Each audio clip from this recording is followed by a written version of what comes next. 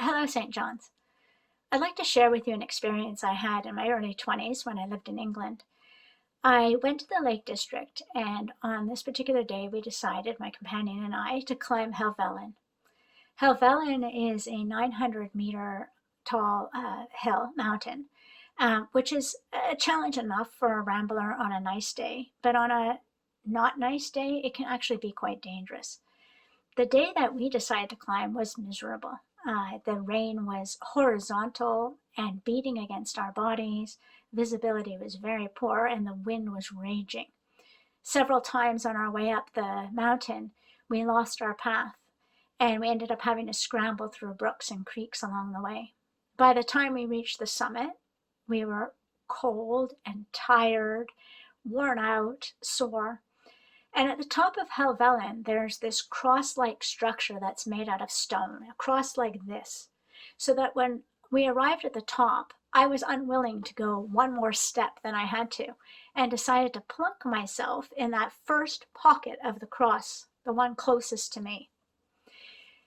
In that pocket, I was entirely exposed to the elements. The rain kept sleeting against me, and the wind was raging, and I was yelling to be heard and mostly just complaining, and my ego and my stubbornness had me sitting there refusing to get up until eventually my companion persuaded me to go to the other side of the cross.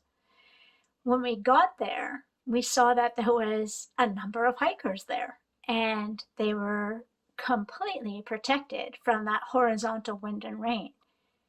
And it was silent. It was peaceful.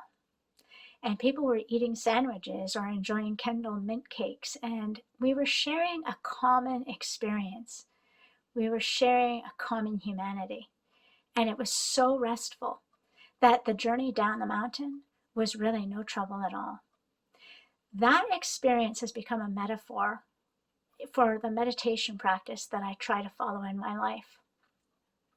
Meditation, according to the American monk, Thomas Merton, it is about this. He says, at the center of our being is a point of nothingness, which is untouched by illusion, a point of truth, a point or spark which belongs entirely to God. This little point of nothingness and absolute poverty is the pure glory of God in us. In meditation, we take a journey to this center, to our God center, to where God works within us and is part of us. And meditation takes discipline. So the more you do it, the more you forge that path to your inner self, to your essence. But in times of my life where I've let the winds take over or decided to be deafened by the noise around me, I have let my meditation practice fall by the wayside. And so it has become overgrown, that path. The more you forge that path, the more you can access that place of peace.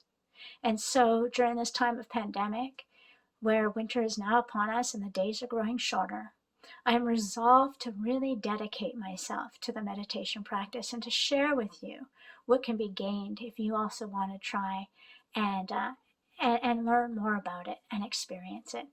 Because when you have meditation in your life and you're able to access through prayer or meditation that point of silence, it gives you the fortitude and strength that you need to carry on your Christ-centered journey and come down the mountain and face the trials and challenges that we all have in front of us.